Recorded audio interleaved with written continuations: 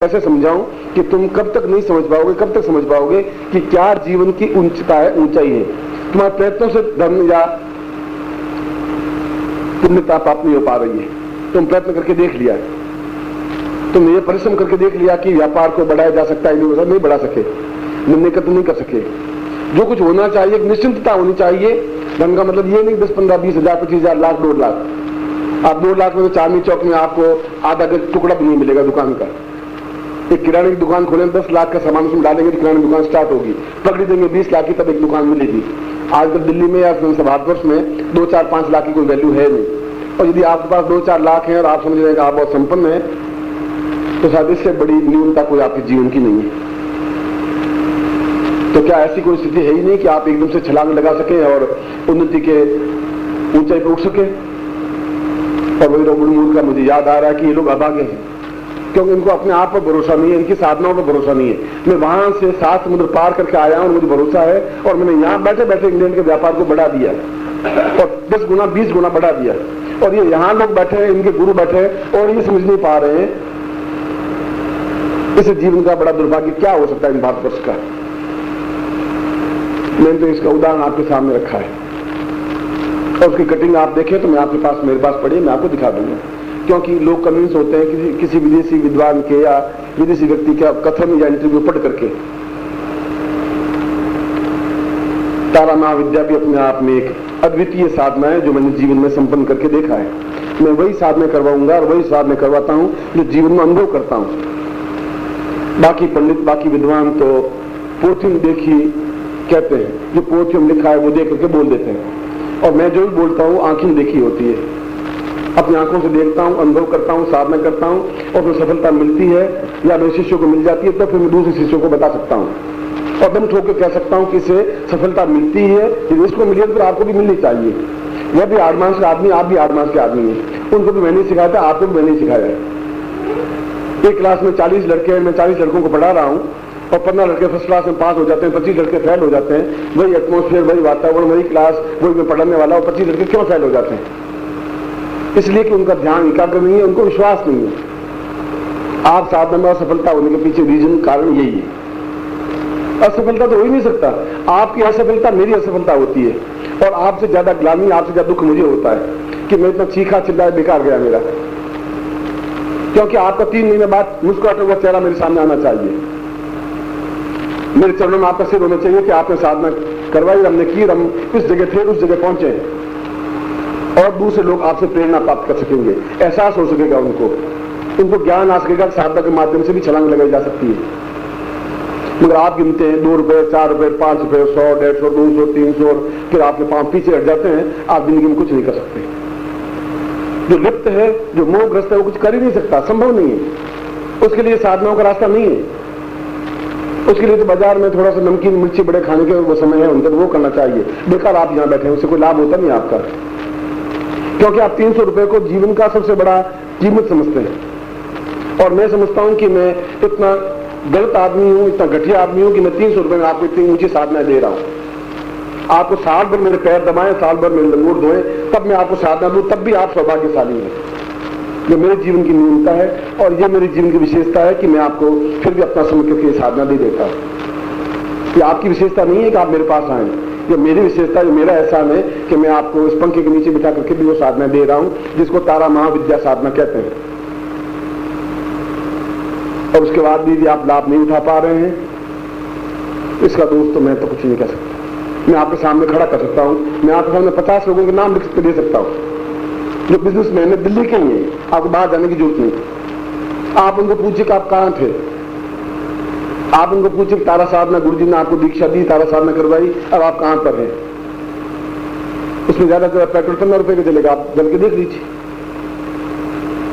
और उन्होंने साधना को की और आपसे ज्यादा संपन्न थे। कुतुब मीनार के पास में एक बिजनेसमैन है, सेठ हैं, अभी भी जिंदा है, 4 भाई हैं, और उनकी ज्वेलरी की दुकान कनॉट प्लेस में है, हीरे जवाहरात की दुकान। और अपने आप में वो बहुत करोड़पति थे। और यह भी देखा कि वो बीकानेर में जाकर के कुछ ज्वेलरी खरीदी, क्योंकि पुरानी ज्वेलरी राजा महाराज में खरीदते थे, वो बेचते थे। 1 लाख की खरीदते थे, 5 लाख की बेचते थे, उनका काम यही है। ज्वेलरी खरीदी और निकल गए, और ज्वेलरी थी कम से कम 40-50 करोड़ की। घर आए तो मालूम पड़ा कि सब कांच के टुकड़े, सब नकली।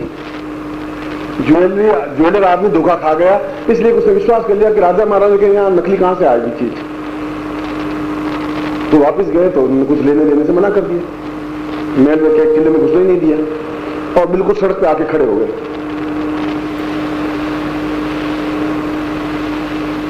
उसमें उनका मेरा संपर्क हुआ, किसी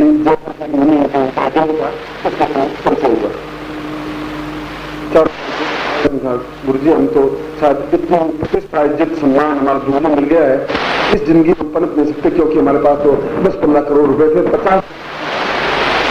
50 करोड़ का ब्याज क्या होता है आप कल्पना करिए। हम तो 50 करोड़ से 100 करोड़ करना चाहते थे, हम तो 0 करोड़ पे आ गए। तो मैंने कहा कि इसके लिए तो फिर तुम मेरे शिष्य तो हो नहीं, तुम मेरा आत्मीय भी नहीं हो, जब स्वार्थ पड़ा है तुम मेरे पास आए हो। मगर क्योंकि जिसके थ्रू आए हो वो मेरा परिचित है, वो आज 5 साल से मेरा शिष्य है, मेरे चरणों में है, मैं आपको तारा साधना की पूर्ण विधि और पूर्ण क्रिया संपन्न करवा देता हूं, और अष्ट सिद्धि प्रयोग संपन्न करवाना पड़ेगा तारा साधना के साथ साथ। अब उसमें जो भी तुम्हारा खर्चा आएगा तो आएगा, जब डूबे तो 1 से डूबा, 1.25 से डूबा, यूं सोच के चलिए। अब ब्राह्मणों को तो खर्चा मैं दे नहीं सकता, उनको मुझे नहीं पड़ेगा। खैर उन्होंने उस प्रयोग को, अष्टलक्ष्मी प्रयोग को संपन्न करवाया, और उसके बाद मैंने उनको तारा साधना दी। यह आपका छोटा प्रयोग है, वो अपने आप में कंप्लीट प्रयोग है। तारा के 6 प्रयोग है, यह सबसे छोटा प्रयोग है। मैं छोटा का मतलब ये नहीं कि बेकार है, यह एक कम से कम 10 फुट की छलांग है, वो 1000 फुट की छलांग है। उस साधना को मैंने संपन्न की, और उस साधना को, अष्ट लक्ष्मी साधना को मैंने तांत्रिक साधना किताब में उसका पूरा डिटेल वर्णन दिया है। उस किताब को आप पढ़ लें, पत्रिका किताब चल चुकी है आज से 20 साल पहले, 15 साल पहले। और आज पूरे दिल्ली के श्रेष्ठतम जौहरी हैं भीमजी दुर्लभ जी, उसके दूसरे नंबर पे आते हैं। और आज भी वो चारों भाई, यदि उनको मैं कह दें तो एक इशारे पर वे सब कुछ फना करने को तैयार है। क्योंकि हम एक कुत्ते से 72 जीवन पे खड़े हो गए थे, और आपने उस जगह पहुंचाया है, और आज भी उनके जीवन में तारा साधना है। इतनी अद्वितीय साधना है जो मैं आपको दे रहा हूं, मगर उन्होंने पूरी ग्रहण इसलिए की, वो ठोकर खा चुके थे। आप इसलिए उसको ढंग से नहीं ले रहे हैं कि आप सोचते हैं चलो करवा लेते हैं, जो होगा तो देखा जाएगा। उस साधना को आप पूर्णता के साथ स्वीकार करना चाहिए, एक्सेप्ट करना चाहिए, और दूसरे लोगों को भी प्रेरणा देना चाहिए आपको, जिससे वो लोग भी उस जीवन में दरिद्रता से मुक्ति पा सके। कई पीढ़ियों से आपके जीवन में दरिद्रता आ गई है। 2 लाख का आपके पास है तभी आप दरिद्री हैं, 5 लाख आपके पास है तभी दरिद्री है। संबंधता तो तब है कि जब आप दोनों हाथों से खर्च करें और 4 हाथों से आता रहे, और आप कुछ नहीं करें और पैसा आता रहे। बिरला जी कुछ करते नहीं है, अपने मकान में बैठे रहते हैं, 2 कागजों पे साइन करते हैं, और शाम को 5 करोड़ रुपए कमा लेते हैं। किशोर जी बिरला का उदाहरण मैं आपको समझा रहा हूं कि वो बैडमिंटन खेल रहे थे, और बैडमिंटन खेलते खेलते उनके पास मुनीम दौड़ता हुआ आया कि बहुत गजब हो गया, हम 12 करोड़ के नीचे आ गए, एकदम से नुकसान हो गया। उसने कोई बात नहीं, जो सूती कपड़ा निकल रहा है उसमें 5 पैसे बढ़ा दो मूल्य। इंसान लगाना मुनीम जी कितना होता है, तो उनका इसमें 28 करोड़ का लाभ हो रहा है, बस 5 पैसे बढ़ा दो। तो बताइए बिजनेस वो कहलाता है, तुम्हारा बिजनेस कहला रहा है। उसमें बैडमिंटन खेलेगा 5 पैसे बढ़ा दो सूती मिल पर प्रति गज पर, और उसमें 12 करोड़ का घाटा तो पूरा हो गया, 28 करोड़ का लाभ भी हो गया। बिजनेस वो कहलाता है, तुम्हारा बिजनेस नहीं कहलाता है, तुम्हारी नौकरी नहीं कहलाती है। उसको बिजनेस कहते हैं, उसको धन वर्षा कहते हैं, उनको तारा साधना कहते हैं, वो लक्ष्मी साधना कहलाती है। और ऐसी जगह पर तुम पहुंच सकते हो। बिरला जी कोई भगवान ने नहीं बना दिया, ऊपर से नहीं टपक गए, और आप कोई बाहर से नहीं आए हो। मैं बोलूंगा कि इन पिलानी में आज भी साधनाएं बरोबर गतिशील है।